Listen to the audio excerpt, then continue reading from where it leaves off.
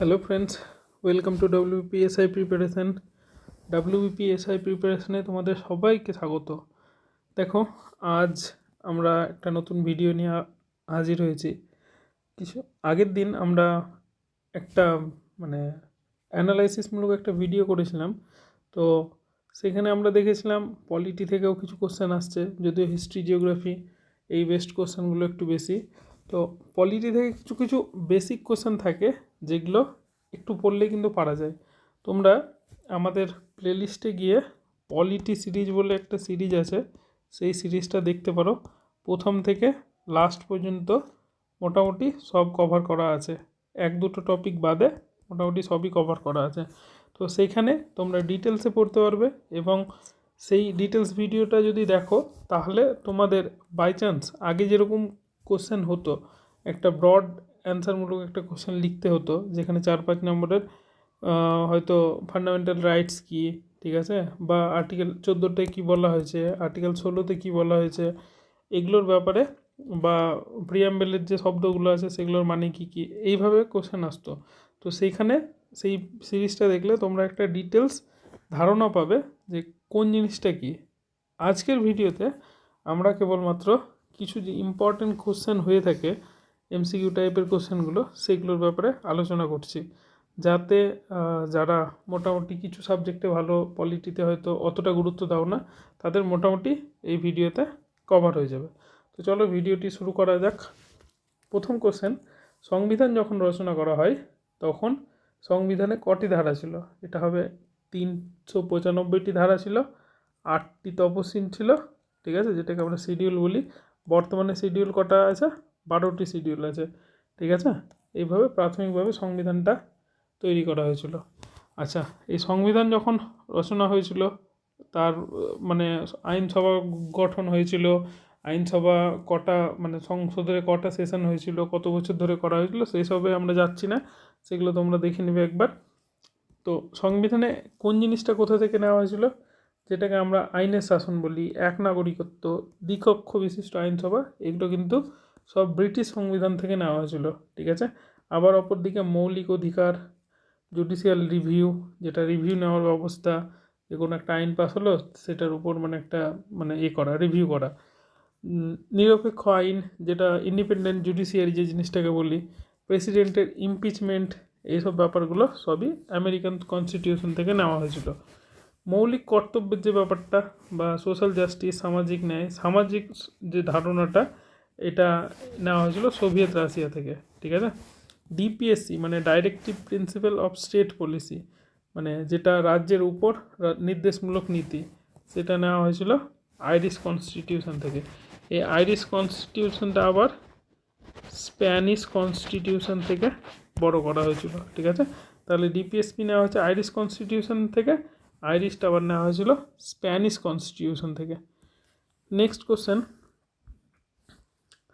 যদি বলি সংবিধানের প্রস্তাবনা কোথা থেকে নেওয়া হয়েছিল, তাহলে সংবিধানের প্রস্তাবনাটা পণ্ডিত নেহরুর যে অবজেক্টিভ রেজলিউশন আছে, সেই অবজেক্টিভ রেজলিউশন থেকে নেওয়া হয়েছিল।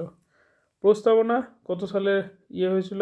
সংবিধানের প্রস্তাবনা যদি বলি তাহলে কেবলমাত্র একবার 1976 42তম সংবিধান সংশোধনীর মাধ্যমে এটাকে পরিবর্তন করা হয়েছিল, যেটাকে আমরা অ্যামেন্ডমেন্ট বলি, অ্যামেন্ডমেন্ট, ঠিক আছে, বা সংবিধান সংশোধন। তাহলে এই 42তম সংবিধান সংশোধনের মাধ্যমে 3টি নতুন শব্দ যুক্ত হয়েছিল, এটা অনেক সময় আসে। সেই 3টি শব্দ কী কী? সোশ্যালিস্ট, সেকুলার অ্যান্ড ইন্টিগ্রিটি, ঠিক আছে। অনেক সময় 4টা অপশান দেবে, বলবে যে কোন শব্দটি অ্যাড করা হয়নি, তাহলে তোমরা এই 3টে ওয়ার্ড যদি মনে রাখো তাহলে কিন্তু আর ইজিলি অ্যান্সারটা করে আসতে পারবে। তাহলে কী কী শব্দ অ্যাড করা হয়েছিল? সোশ্যালিস্ট, সামাজিক, সেকুলার ধর্মনিরপেক্ষ, আর ইন্টিগ্রিটি মানে সংযুক্তিকরণ, ঠিক আছে। নেক্সট, 1949 সালের 26শে নভেম্বর যে সংবিধান অ্যাডপ্ট করা হয়, তোমরা যদি সংবিধান কনস্টিটিউশনের যে আমাদের প্রস্তাবনাটা আছে, প্রস্তাবনার শেষ লাইনে তোমরা এটা পেয়ে যাবে। আর এখানটায় বলা হয়েছে উই দ্য পিপল, তার মানে যদি বলে সংবিধানের শক্তির মূল উৎসকে, তাহলে আমাদের অপশান হয়ে যাবে পিপল মানে জনগণ, ঠিক আছে। সংবিধানের শক্তির উৎস কিন্তু জনগণ, আলটিমেট সোর্স অফ পাওয়ার জনগণ। আর কনস্টিটিউশনে গার্জেন কাকে বলা হবে? গার্জেন বলা হবে সুপ্রিম কোর্ট বা অ্যাপেক্স কোর্ট। আচ্ছা, নেক্সট কোশ্চেন, ভাষার ভিত্তিতে প্রথম গঠিত রাজ্যের নাম কি? ভাষার ভিত্তিতে প্রথম গঠিত রাজ্যের নাম হচ্ছে অন্ধ্রপ্রদেশ। এখানে শ্রী রামালু নামে একজন অনেকদিন অনশন করেছিলেন, আর অনশন করার পর তিনি মারা যান এবং অনেক জায়গায় প্রতিবাদ দেখা যায়। এর ভিত্তিতে কিন্তু অন্ধ্রপ্রদেশ রাজ্য গঠিত হয়। এরপরে বিভিন্ন কমিশন গঠন হয়েছিল, যেমন ফাজিল আলী কমিশন, জেবিপি কমিশন, এসব কমিশনগুলো কিন্তু পরবর্তীকালে সেট আপ করা হয়েছিল। কিন্তু কোনোটাতেই ভাষার ভিত্তিতে রাজ্য গঠন করার কথা বলা হয়নি। সেখানে একটা গ্রুপ অফ ল্যাঙ্গুয়েজ বা গ্রুপ অফ কালচারের কথা বলা হয়েছিল, এগুলো নিয়ে একটা রাজ্য গঠন করা যেতে পারে। কিন্তু পরবর্তীকালে কিন্তু ভাষার ভিত্তিতে রাজ্য গঠন করার পারমিশন কোন বা আইন কোনো জায়গায় বলা হয়নি। ঠিক আছে, নেক্সট একটা কোশ্চেন আছে, দেখো যে সিকিম কবে ভারতের অঙ্গরাজ্য হিসেবে যুক্ত হয়? তাহলে অ্যান্সার হবে 1975 সালে 36তম সংবিধান সংশোধনীর মাধ্যমে সিকিম ভারতের অঙ্গরাজ্য হিসেবে যুক্ত হয়। নাগাল্যান্ড কবে যুক্ত হয়? 1963 সালে নাগাল্যান্ড ভারতের অন্তর্ভুক্ত হয়। ঠিক, এখানে অনেক সময় কোশ্চেন আছে যে যে আমরা পার্ট 1, পার্ট 2, পার্ট 3 বলি না। পার্ট 1টা কত নম্বর আর্টিকেল? 1 থেকে 4 নম্বর ধারা হচ্ছে পার্ট 1, যেটা আমাদেরকে ভারতবর্ষের সীমানা বা ওই সংক্রান্ত আইনগুলো বলে। প্রথম আইন যেটা আছে আর্টিকেল 1, সেটা হচ্ছে union, India is a union of state. তাহলে ভারত কি? Union of state. ঠিক আছে, ইউনিয়ন অফ স্টেট। এটা কিন্তু আমেরিকার মতো না। আমেরিকাতে কি আছে? প্রত্যেকটা রাজ্য আলাদা আলাদা, ওগুলোকে নিয়ে গঠন হয়েছে। কিন্তু ইন্ডিয়া হচ্ছে ইউনিয়ন অফ স্টেট। তার মানে কি, প্রত্যেকটা রাজ্য কিন্তু রাজ্য সরকার গঠন হবে, কেন্দ্রে থাকবে একজন, আর কেন্দ্র হবে স্ট্রং সেন্টার, কেন্দ্রের হিসাবে রাজ্যগুলো পরিচালনা হবে। কিন্তু প্রত্যেকজনেরই আলাদা আলাদা পাওয়ার আছে। আমেরিকান সিস্টেমটা পুরোপুরি আলাদা। পার্ট 2 কি?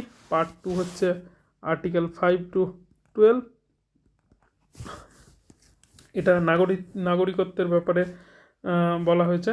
যে আমরা এখন যে সিএএ দেখছি, কনস্টিটিউশনাল অ্যামেন্ডমেন্ট অ্যাক্ট, এই সিএ এটাও কিন্তু এটার ব্যাপারে, মানে এই যে নাগরিকত্ব, সেটার ব্যাপারে রুলস প্রণয়ন করে। আচ্ছা, এখানে যে আর্টিকেলগুলো আছে, সেই আর্টিকেলগুলো কি করে? যে অধিকার দেয়, কিন্তু আইন পরবর্তীকালে প্রণয়ন করা হয়। 1956-এ প্রথম কনস্টিটিউশনাল অ্যামেন্ডমেন্ট অ্যাক্ট হয় এবং তার পরবর্তীকালে বিভিন্ন সময় বিভিন্ন রকম এই আইন পরিবর্তন হতে থাকে এবং বর্তমানে যেটা দেখা যায় সেটাও কিন্তু এটারই একটা মডিফাইড রূপ। পার্ট 3 কি? পার্ট 3 হচ্ছে মৌলিক অধিকার। এটা কত আছে? 12 to 35। আচ্ছা, পার্ট 2টা হতো 5 to 11। ঠিক আছে, আর পার্ট 3 হচ্ছে মৌলিক অধিকার, এটা হচ্ছে 12 to 35। এগুলো তোমরা মনে রাখতে পারো। এগুলো আসার চান্স অনেক সময়, মানে অনেক সময় বলা চলে যে আসে। মৌলিক অধিকার একটা জিনিস কি? আচ্ছা, এই মৌলিক অধিকারের মধ্যে আমরা দেখব, মানে যদি তোমরা পড়ো আর্টিকেল 12, আর্টিকেল 13, এগুলোতে রাজ্যের সঙ্গে আইনের সঙ্গে প্রথমে দেওয়া হয়। তারপর আর্টিকেল 14 থেকে 18, 19 থেকে 22, 23, 24, 25 থেকে 28, 29 থেকে 30, এগুলো কিন্তু পরবর্তীকালে বর্ণনা করা হয়েছে। তাহলে মৌলিক অধিকারকে কি বলা হয়? ম্যাগনা কার্টাও বলা হয়। ঠিক আছে, ম্যাগনা কার্টা বা মহাসনদ। ঠিক আছে, এটা মনে রাখবে যে ফান্ডামেন্টাল রাইটসকে ম্যাগনা কার্টা বলা হয়। এর মধ্যে কি? সাম্যের অধিকার আর্টিকেল 14 থেকে 18। তাহলে সাম্যের অধিকার 14 থেকে 18 কি? এগুলো তোমরা আচ্ছা, মৌলিক অধিকারের মধ্যে প্রত্যেকটা আর্টিকেল কিন্তু গুরুত্বপূর্ণ। যদি তোমরা প্রত্যেকটা আর্টিকেল মানে মনে রাখতে পারো সেটা খুবই ভালো। আর যদি না মনে রাখতে পারো, অ্যাটলিস্ট কিছু কিছু আর্টিকেল তোমরা মনে রাখবে। যেমন আমি তোমাদেরকে জাস্ট ছোট্টভাবে বলে দিই। আর্টিকেল হচ্ছে 14 হচ্ছে right to equality before law, মানে আইনের চোখে সবাই সমান। ঠিক আছে, আর্টিকেল 15টা একটু ব্রড সেন্সে আছে, মানে ব্যাপারটা হচ্ছে আর্টিকেল 14 এইরকম, তার মধ্যে আর্টিকেল 15 আর তার মধ্যে আর্টিকেল 16, প্রত্যেকটা কিন্তু সাম্যের অধিকার, কিন্তু এটা জেনারেল সেন্সে, তারপরেরটা একটু ছোটো সেন্সে, আর তার আর্টিকেল 16টা যেটা এমপ্লয়মেন্টের ক্ষেত্রে রিজার্ভেশনের ব্যাপার বলছে, ঠিক আছে। আর্টিকেল 70টা কি? আর্টিকেল 17টা অস্পৃশ্যতা দূরীকরণ। আর্টিকেল 18টা কি? অ্যাবলিউশন অফ টাইটেলস যেটাকে বলি, ঠিক আছে, যে কেউ বিদেশ থেকে বা কোনো থেকে কেউ উপাধি গ্রহণ করতে পারবে না। আর পদ্মবিভূষণ, পদ্মভূষণ, এই যে মানে মানে অ্যাওয়ার্ডগুলো আছে, এগুলো কিন্তু টাইটেল হিসাবে কেউ ব্যবহার করতে পারবে না। আচ্ছা, সচিন তেন্ডুলকর যদি পদ্মভূষণ পায়, তাহলে কেউ সচিন তেন্ডুলকর নামের আগে পদ্মভূষণ সচিন তেন্ডুলকর এইরকমভাবে ইউজ করতে পারবে না, ঠিক আছে। সেই জন্য এটা মানে টাইটেল হিসাবে না। কিন্তু যেমন ডক্টরেট ডিগ্রি, ওগুলো একটা ডিগ্রি, ওগুলো কিন্তু উপাধি না। ওই জন্য মানে করা হয়। তোমরা আরও ডিটেলসে চাইলে আমার যে ভিডিও বানানো আছে আমাদের প্লেলিস্টে, সেটা তোমরা গিয়ে একবার দেখতে পারো। আর্টিকেল 19টা যেটা আমরা 6টা ফান্ডামেন্টাল রাইটস বলি, যে মানে ইউনিয়ন করার অধিকার, চলাফেরার অধিকার, এগুলো হচ্ছে আর্টিকেল 19। আর 19 থেকে 20 প্রত্যেকটা জিনিস আছে। শোষণের বিরুদ্ধে অধিকার 23 থেকে 24। ধর্মীয় স্বাধীনতা 25 to 26। এর মধ্যে 25টা হচ্ছে ইন্ডিভিজুয়াল পার্সনের জন্য, মানে ধর্ম পালন করার অধিকার। আর আর্টিকেল 26টা হচ্ছে কালেকটিভলি পুরো ধর্মের। আর আর্টিকেল 27, আর্টিকেল 28, এগুলো ট্যাক্সের ব্যাপারে বলা হয়েছে, যে ট্যাক্স কালেক্ট করতে পারবে না, ধর্মীয় প্রচার করা থেকে কাউকে বিরত রাখতে পারবে না, মানে কাউকে বাধা দেবে না, এইসব ব্যাপারগুলো তোমরা একবার যদি পারো সবগুলো আর্টিকেলই মুখস্থ করে নিও, খুবই তোমাদের জন্য গুরুত্বপূর্ণ। যদি না পারো অ্যাটলিস্ট যেগুলো বললাম, যেমন আর্টিকেল 17, আর্টিকেল 18, আর্টিকেল 19, এই জিনিসগুলো, আর্টিকেল 16, এগুলো অ্যাটলিস্ট দেখে রাখবে, ঠিক আছে। আচ্ছা, আর্টিকেল 21-এ এটা একটা খুব গুরুত্বপূর্ণ অধিকার। আর্টিকেল 21 এটা কি? যে আমরা আর্লি চাইল্ডহুড এডুকেশন যেটা বলি, এটা প্রথমে ডিপিএসসির মধ্যে ছিল, পরবর্তীকালে এটাকে ফান্ডামেন্টাল রাইটসের মানে গুরুত্ব দেওয়া হয়, ঠিক আছে। আর কেন এটা প্রথমে ডিপিএসসি ছিল, পরবর্তীকালে কেন হলো, ডিটেলসে জানতে চাইলে তোমরা পুরোনো ভিডিওগুলো দেখো। 25-26-এর মধ্যে পার্থক্য বললাম। দেখো, আর্টিকেল 32 এটা হচ্ছে যেটাকে আমরা বলি আর্টিকেল 32 কোন জিনিসটা, যে দেখো উপরে লেখা আছে আর্টিকেল 32 কনস্টিটিউশনাল রিমেডিস, ঠিক আছে। তো কনস্টিটিউশনাল রিমেডিস ব্যাপারটা কি, যে আম্বেদকর এটিকে সংবিধানের হার্ট অ্যান্ড সোল বলেছিলেন, হৃদয় এবং আত্মা বলে অভিহিত করেছিলেন। তো এর মধ্যে কি কি আছে, যে রিটস জারি করতে পারে। রিটস কি? হেবিয়াস কর্পাস, ম্যান্ডেমাস, প্রহিবিশন, সার্চারিও, ঠিক কি ওয়ারেন্ট, এরকম 6খানা রিটস আছে। তো রিটসটা কি কে জারি করতে পারে? সুপ্রিম কোর্ট এবং হাইকোর্ট দুজনেই জারি করতে পারে। তো একটা কোশ্চেন আছে, সুপ্রিম কোর্ট আর হাইকোর্টের মধ্যে কার রিটস জারি করার পাওয়ার বড়, সুপ্রিম কোর্ট না হাইকোর্টের? কিন্তু অ্যান্সার হয়ে যাবে হাইকোর্ট। কারণ কি, সুপ্রিম কোর্ট কেবলমাত্র ফান্ডামেন্টাল রাইটসের ক্ষেত্রে রিট জারি করতে পারে, কিন্তু হাইকোর্টস ফান্ডামেন্টাল রাইটস এবং আদার্স রাইটসগুলোর ক্ষেত্রেও রিটস জারি করতে পারে, ঠিক। নেক্সট কোশ্চেন দেখো, অনুচ্ছেদ 4 কি? ডিপিএসসি, রাজ্য পরিচালনার নির্দেশমূলক নীতি, ধারা 36 থেকে 51, ঠিক আছে। এখানে কি বলা হয়েছে, যে বিভিন্ন রাজ্য কিভাবে, দেখো একটা জিনিস দেখো, যে ফান্ডামেন্টাল রাইটস যে জিনিসটা, এটা যে আমাদের জনগণ আছে তাকে এম্পাওয়ার করছে, তাকে রাইটস দিচ্ছে। আর অপর দিকে ডিপিএসসি কি বলছে, রাজ্যকে নির্দেশ দিচ্ছে যে তোমাদেরকে এটা করতে হবে জনগণের হিতকার্যের জন্য। এটা একটা খুব গুরুত্বপূর্ণ জিনিস, যদিও এটা লিগালি ইনফোর্সেবল না। ফান্ডামেন্টাল লিগালি ইনফোর্সেবল, মানে ফান্ডামেন্টাল রাইটসের যদি কোনো রকম হরণ হয় তাহলে তুমি আইনের কাছে যেতে পারবা, কিন্তু ডিপিএসপির ক্ষেত্রে আইনের কাছে যেতে পারবে না। কিন্তু ডিপিএসপিটা কেন গুরুত্বপূর্ণ, এই ডিপিএসপি আম্বেদকর বলেছিলেন যে ডিপিএসপিটা যখন কোনো পার্টি কোনো ইলেকশনের আগে কোনো জনগণের কাছে প্রতিশ্রুতি দিবে, তখন সেটা পূরণ করতে বাধ্য। কারণ মোরালি ও পরের বার যখন ভোট চাইতে আসবে তখন কিন্তু তাকে জনগণের কাছে জবাব দিতে হবে। সেই জন্য ডিপিএসপিটা গুরুত্বপূর্ণ। আর ভারত যখন স্বাধীন হয় তখন ভারতের কাছে এত রিসোর্স ছিল না যে প্রত্যেকটা জিনিসকে লিগালি ইনফোর্সেবল করবে। সেই জন্য কিছু কিছু জিনিস মোরাল অব্লিগেশনের হাতে ছেড়ে দেওয়া হয়েছিল। ভারতের কাছে যেভাবে রিসোর্স আসবে সেভাবে সেটাকে ফান্ডামেন্টাল রাইটসে কনভার্ট করা হবে। যেমন এডুকেশনের একটা ব্যাপার, চাইল্ডহুড এডুকেশন যেটা বললাম, সেই ব্যাপারটা। নেক্সট কোশ্চেন, কিছু ডিপিএসপি খুব গুরুত্বপূর্ণ, যেমন ধারা 40, ঠিক আছে। এগুলো গান্ধিয়ান প্রিন্সিপাল বলে, গান্ধীজির নীতির উপর। তো ধারা 40টি কি, গ্রাম পঞ্চায়েত, ভিলেজ পঞ্চায়েত যেটা আমরা বলি, এটা গান্ধীজির একটা স্বপ্ন ছিল।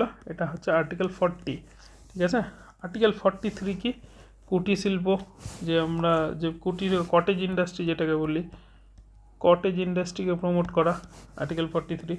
আর্টিকেল 46টা কি, আর্টিকেল 46টা হলো এসসি এসটি ওবিসি বা যারা মানে আর্থিকভাবে পিছিয়ে আছে তাদেরকে বিভিন্ন রকম এডুকেশান ইনস্টিটিউটগুলোতে তাদের শিক্ষার ব্যবস্থা করে দেওয়া এবং তাদের আরও ইকোনমিক্যাল প্রসপারিটির জন্য কাজ করা। ধারা 44 ইউনিফর্ম সিভিল কোড, এটা তোমরা সবাই জানো যে এখন রিসেন্ট খবরে চলছে। ইউনিফর্ম সিভিল কোডের ব্যাপারে যদি ডিটেলসে জানতে চাও তাহলে পরে আমি কোনো দিন ভিডিওতে ডিটেলসে বলে দেবো যে ইউনিফর্ম সিভিল কোড জিনিসটা কী। তো আর্টিকেল 44 কি, ইউনিফর্ম সিভিল কোড। এরপর নেক্সট কোশ্চেন হচ্ছে আর্টিকেল মানে মানে পার্ট 4, আর্টিকেল পার্ট 4A, এটা হচ্ছে 51A, আর্টিকেল 51A, আমাদের মৌলিক কর্তব্য, ঠিক আছে। আমাদের মৌলিক কর্তব্য কটা আছে, 11টি মৌলিক কর্তব্য আছে। যদি বলে কোন কমিটির রিকমেন্ডেশনে মৌলিক কর্তব্যগুলোকে লাগু করা হয়, এটা হয়ে যাবে স্বরণ সিং কমিটির সুপারিশে। আর এটা কোথা থেকে নেওয়া হয়েছিল, সোভিয়েত রাশিয়া থেকে নেওয়া হয়েছিল। নেক্সট কিছু কোশ্চেন লোকসভা বা আমাদের পার্লামেন্ট থেকে কিছু কোশ্চেন আছে। পার্লামেন্ট কী নিয়ে গঠিত, লোকসভা, রাজ্যসভা প্লাস প্রেসিডেন্ট, এই তিনটে জিনিস নিয়ে আমাদের কিন্তু পার্লামেন্ট গঠিত। তার মানে প্রেসিডেন্ট আমাদের পার্লামেন্টের একটা অবিচ্ছেদ্য অংশ। চলো এবার দেখে নেওয়া যাক লোকসভার সময়কাল কত। আমরা জানি লোকসভা প্রতি 5 বছর পর পর গঠন হয়। মোট সদস্য সংখ্যা 552, তার মধ্যে 530টি রাজ্যের, 20টি হচ্ছে ইউনিয়ন টেরিটরিজ, আর 2টি আগে ছিল অ্যাংলো ইন্ডিয়ান কমিউনিটি থেকে, যেটা পরবর্তীকালে আই থিঙ্ক 103তম সংবিধান সংশোধনের মাধ্যমে এটাকে স্ক্র্যাপ করে দেওয়া হয়। তাহলে এখন বর্তমানে 550টি হয়ে যাবে, তাহলে 530 প্লাস 20, ঠিক আছে, এটা হয়ে যাবে, এটা স্ট্রেংথ। রাজ্যসভা কি, রাজ্যসভা কিন্তু অ্যাজ সাচ এরকম কোনো ডিজলভ হয়ে যায় না, এটা একটা চলমান বডি, মানে কন্টিনিউয়াসলি চলতেই থাকে। আর প্রতি 2 বছর অন্তর 1/3 মেম্বার এখান থেকে রিটায়ার্ড হয়, ঠিক আছে। আর এটার সদস্য সংখ্যা কতজন, 250 জন, আর 238 প্লাস 12 জনকে 12 জন প্রেসিডেন্ট নমিনেট করে, ঠিক আছে। এটা বিভিন্ন স্পোর্টস, লিটারেচার, যে কোনো ফিল্ড থেকে হতে পারে, এই যে কোনো ফিল্ড থেকে 12 জন নমিনেটেড মেম্বার থাকবে। আচ্ছা, লোকসভার স্পিকার কে হবে, সরি এখানে এটা ভুল আছে, এটা রাজ্যসভা হবে। রাজ্যসভার মানে সভা মানে যে প্রেসিডেন্ট হবে তিনি হবেন উপরাষ্ট্রপতি, একে বলা হয় এক্স অফিসো চেয়ারম্যান, ঠিক আছে।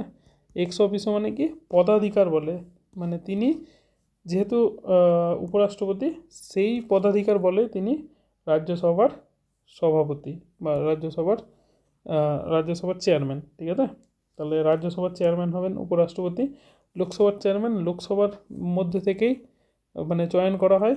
আর প্রথম যে সেশনটা হয় সেটা কে আহ্বান করেন, প্রেসিডেন্ট আহ্বান করেন, এবং এর মধ্যে থেকে যে বয়োজ্যেষ্ঠ কোনো মেম্বার থাকবে তাকে প্রথম সেশনের জন্য স্পিকার করা হয়, এটাকে বলা হয় প্রো টেম স্পিকার, ঠিক আছে।